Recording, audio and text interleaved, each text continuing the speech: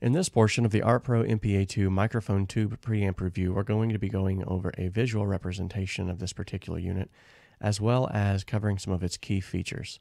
I thought it'd be best, rather than trying to fumble around with it on the camera and point to things you could or could not see, just to come straight to the Sweetwater website, where you can also see the current price as well as a 360 view of the unit that is in question. Now, this unit does come with a USB input that will allow you to plug it into your computer, but we will be covering this as this is the one that I own, and it's the analog predecessor of the USB unit. On the front here we have gain, impedance, and our master output level, and all of these, as well as the low cut filter, are indentured knobs, which means whenever you turn them there's a click and they'll lock into that place, which makes it great for recalling. There's also a gain plus 20 dB or normal, phantom power, plate voltage you can set to high or leave it at normal, and then there is a phase inversion. You'll also notice that there is a mid-side matrix that when selected you can have one side set to mid and one side set to your sides.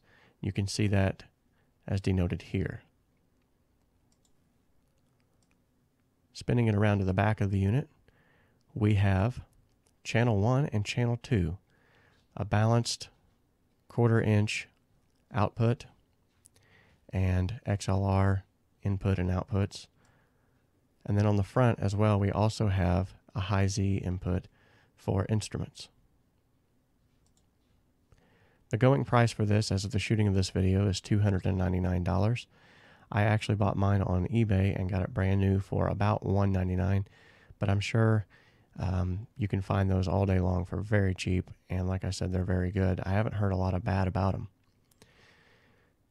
So some of the things that it has, some key features: variable input impedance, and we've seen that on the knob up here,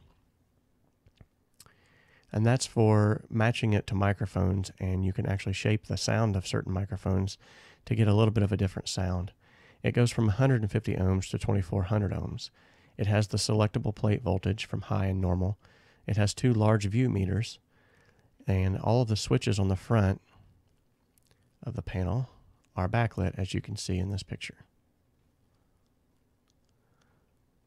Okay, it also has discrete Class A microphone preamps, which means lower noise at lower gain settings. It has extremely low total harmonic distortion, a wide frequency response, as we can see here, from 15 Hz to 48,000 kilohertz. It has front-mounted input jacks. It also supports mid-side miking, which I've used a couple of times, and it definitely works very well. And you can select that to stereo or dual operations of the output controls. And then it also has an automatic instrument input selection, so that if you plug something into the front, it won't mess up something that's already plugged into the back.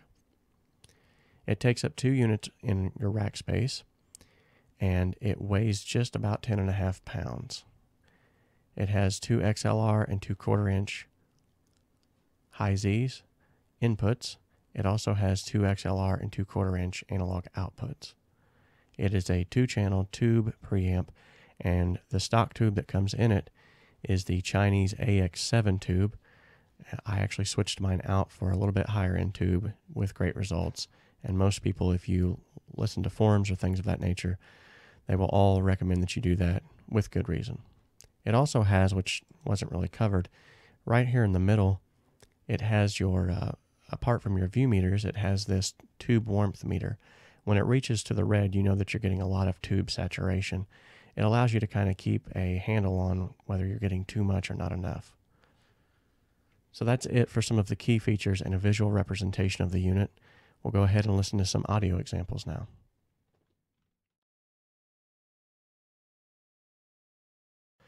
There's a few things that I need to say first in order to lay some groundwork so that you'll know exactly what you're listening to. First and foremost, I have a wide variety of instruments that are represented here. There is a Strat style electric, a P-bass style bass, vocals, mic'd acoustic guitar, and acoustic guitar DI.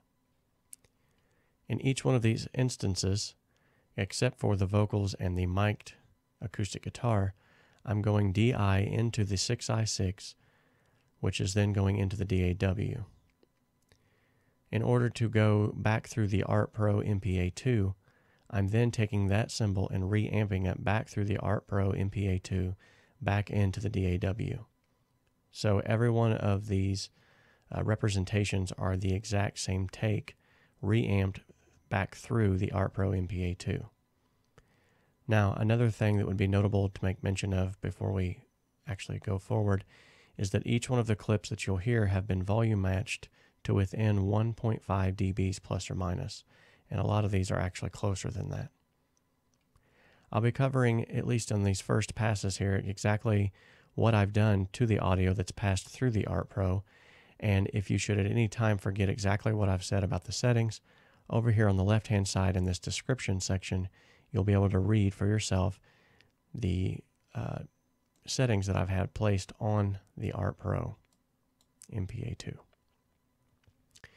One other thing that would be notable to be made mention is the fact that at the end of each one of these audio representations, I have what's called a comp, in which case I've taken the clean Strat, in this case DI, then the first, second, and third passes and comp them together so that you can hear the audio examples back to back, and you get to hear the gradual progression of saturation as it takes place. All right, so let's go ahead and begin. This first portion that we're going to be hearing is the Samick Strat style guitar. It is completely clean, there are no effects, and it's going through the 6i6 with the switch set to the top position. It would also be it would definitely be imperative to make mention as well that on every one of these representations, as you can see, there is no plugins or EQ being done. These are just completely clean signals. So let's take a listen to the first representation, which is a lightly picked DI signal.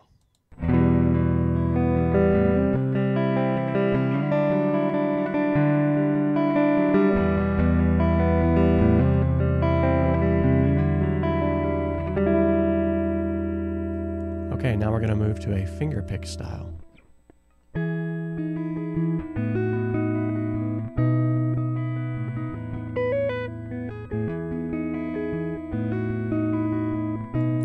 And moving right along, now we're going to go to a heavier pick style. I'll be jumping through a lot of these very quickly and going straight to the comp, because basically once you get the gist of what the first, second, and third passes mean, then when you listen to the compilation of all of those, you'll know exactly what you're listening for, and you'll be able to hear in more detail what the Art Pro is actually doing to the audio. So in this representation, it's a heavier pick style.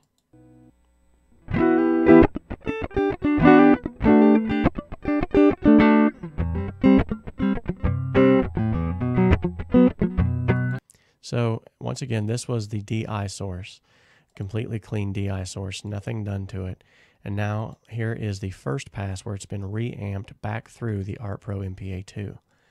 Now what I mean by first pass is that it's been ran through it with the gain, the impedance, and the master all set at the 12 o'clock position. It would also be made, should be made known that the impedance and the low cut filter remain in that position for the rest of these passes. So the impedance will be left at what is 600, which is the 12 o'clock position, and the low cut filter I never did enable. I left it off because I felt like it might actually color some of the sound too much, and I wanted to get the most accurate representation that I could. So here's the first pass, the gain, and everything is set at the 12 o'clock position.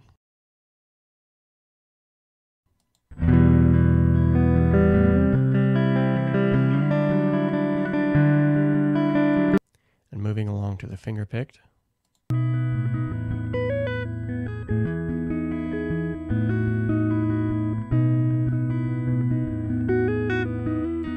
Okay, now we're going to move right along to the second pass. Like I said, when we get down to the comp, you're going to hear the first, second, and third pass back to back anyway.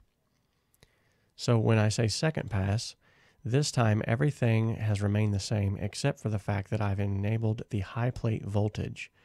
button that is on the front panel of this piece of rack gear. What this does is allows more electricity to pass through the tubes and therefore allows more saturation of the tubes within the signal. Let's take a listen to the second pass.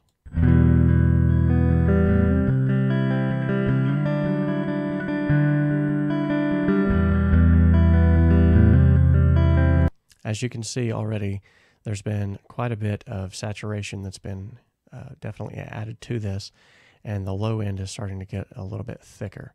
Now let's jump to the third pass. Now at the third pass, I wanted to get a good representation of just how you can go overboard with this, but not, I didn't want to go like crazy overboard, because if all you heard was a bunch of distortion, that really wouldn't be very profitable to listen to. So on the third pass, the gain is set at the 3 o'clock position, which is actually a little bit past 18 on the front panel. And then the master is set at the 10 o'clock position in order to compensate for the increase in gain.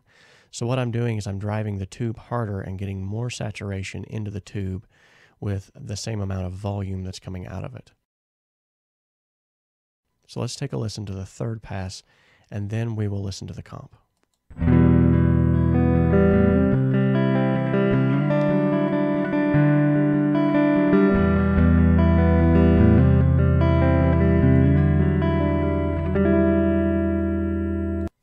Okay, now for the comp, I wanted to choose one that I thought would be a best representation, and obviously I didn't want to go, all three of these different styles back to back, but I wanted to at least give a good representation of a portion of this audio back to back so that you hear the gradual succession as each one of these passes goes through. So as I've stated before, this will be the DI source, and then we'll move to the first, second, and third pass. And yet again, if you have forgotten what the settings were, you can go back in the video, or you can just wait, and I'll be clicking down through the rest of these here in just a little bit. The settings were all the same for every instrument. So let's listen to the entirety now, back to back, of the DI all the way through to the third pass. And this would definitely be helpful to listen to on a set of good headphones or studio monitors.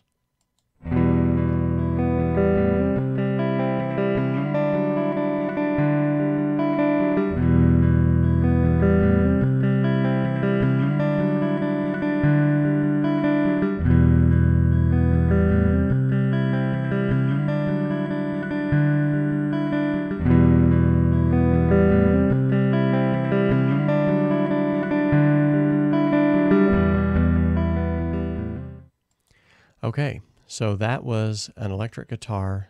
That was just a DI'd electric guitar, ran back through the reamping process, ran back through the Art Pro MPA II. Now let's move on to one of my favorites, which is the bass guitar. Honestly, out of all of the things that I use this on, and I use it on a wide variety of things, I'd have to say that it shines the most in the area of the bass guitar. This is one area where if you do it properly, it will almost set in the mix without having to do anything else to it. It's almost magical. So now let's take a listen to just what the bass DI would sound like. And this is yet again a clean bass into the 6i6, into the DAW, and then reamped back into the Art Pro. Same thing. Now the first part is going to be finger picked. The second part will be picked with a pick. And so there's a slower bass line, and then we're going to listen to a faster bass line. The first portion will be with the finger, and the second portion will be with a pick.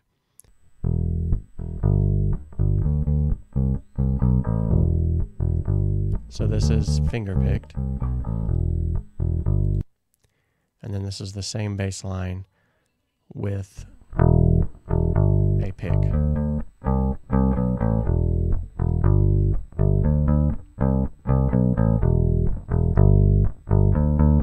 Okay, now we're going to listen to a little bit faster bass line.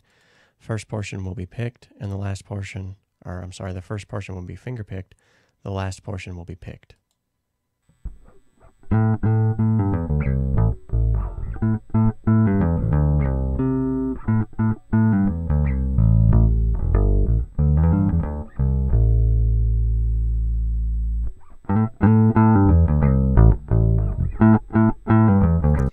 once again, this is just the DI source. Now we're going to move on to the first pass. First pass, yet again, gain, impedance, and master all set at the 12 o'clock position, and there's no low cut filter enabled.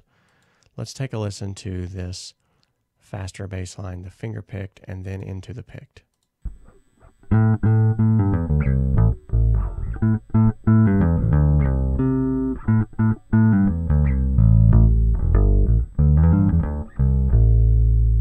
Okay, now we're going to go with the pick.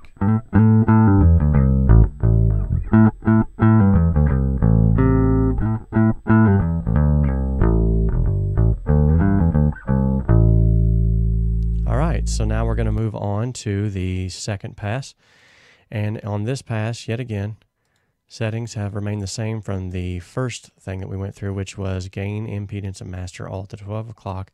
The only difference is the high plate voltage is now enabled. Let's listen to that same portion of a bass line.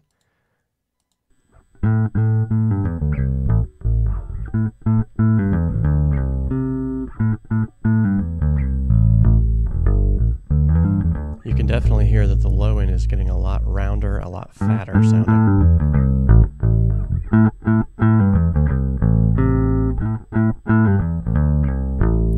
Okay, now we're going to go ahead and just move straight to the comp. Now, if you forgot what the third pass was, it's more gain, less on the master, and the high plate voltage is enabled. So I wanted to choose one that was picked to get a good representation of this.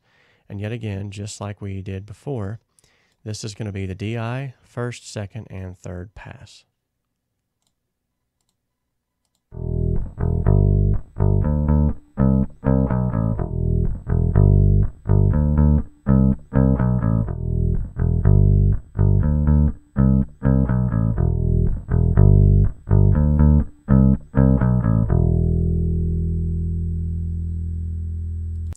Okay, so there was the bass guitar through the Pro MPA II. Yet again, one of my favorites. If I had to use it on one thing and one thing only, it would definitely be that. But luckily, you don't have to do that. You can actually use it on a wide variety of things. Now we're going to move on to vocals. I'm just going to go ahead and jump straight down to the comp on this because you already know the drill.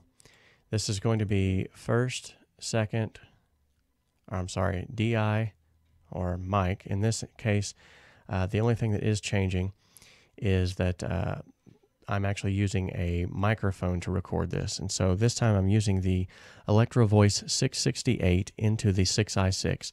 Now the 668 is a microphone that is much like the RE20. It's predominantly a broadcast style vocal mic. In fact, it's the microphone that I'm speaking into right now. And so I thought it would be a good representation for something that was like a spoken word. I did, however, sing into this. So we're going to actually listen to a little bit of the spoken word, and then we're going to listen to a little bit of the song. I'm going to go ahead and jump straight to the third pass so that we can listen to a little bit of the spoken word first. And this is with the most saturation enabled. Music now, my only friend, guide me now as you once did, through forests thick and shadows tall, from firesides of hidden speech, from cars of confusion's omen and open doors to flee, fleeing from the resonance of insanity. Okay, a little ditty I come up with a couple of years back. Now we're going to go into, yet again, DI, first, second, and third passes. Let's take a listen. Amazing grace, how sweet the sound that saved a wretch like me. I once was lost, but now I'm found.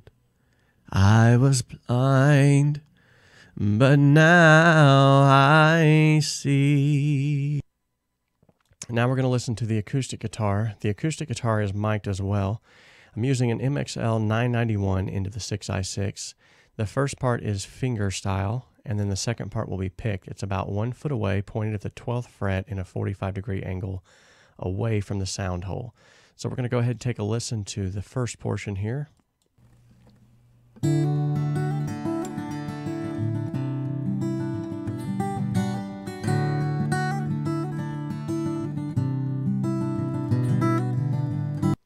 Okay, and this will be the picked version.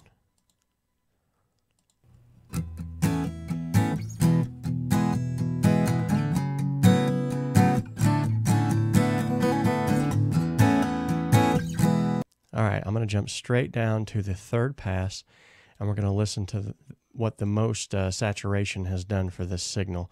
So this here that we're listening to is the fingerstyle picked.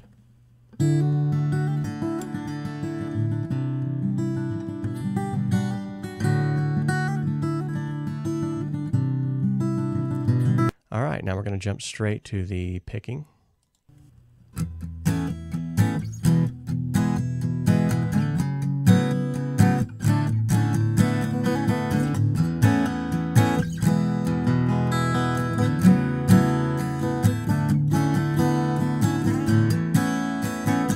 I think that sounds pretty good. So we're going to move on down to the comp. Yet again, just as we have been, this will be the DI, first, second, and third pass. By DI, I mean the first mic'd recorded signal, and then first, second, and third passes through the Art Pro MPA II.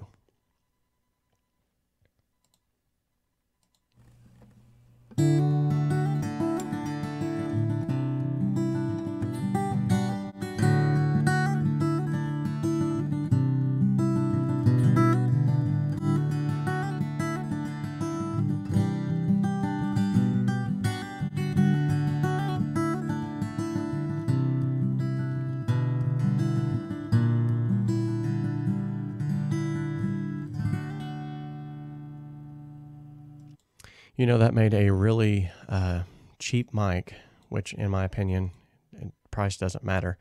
And that mic sounds really good in my personal opinion, especially on acoustic guitar. But it made a lower end mic sound a whole lot better in my personal opinion.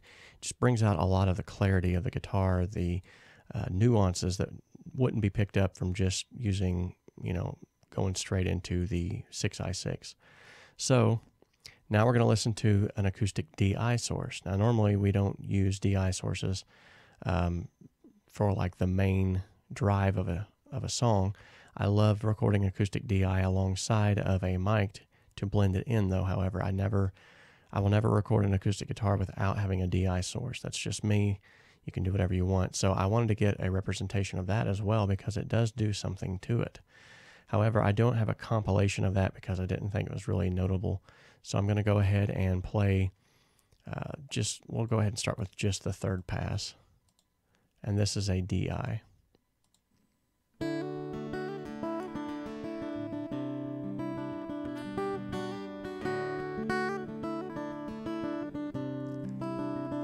Okay, I'm going to try to jump back and forth here between the original DI.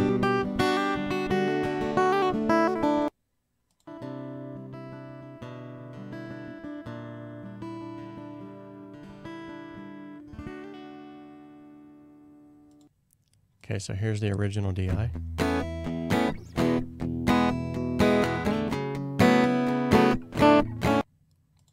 And the third pass.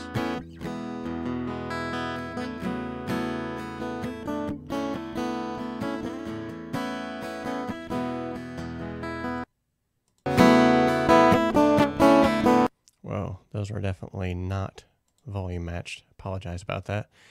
Anyway, you get the point. So I hope this audio representation of the Art Pro MPA II has been helpful. If you would like a copy of the multi-tracks so you could actually hear the audio, you know, maybe on a good set of headphones running through something where YouTube has not compressed it, go ahead and send me an email at homestudiosimplified@gmail.com, and I will email you the multi-tracks of this, and then you can listen to the audio representations there.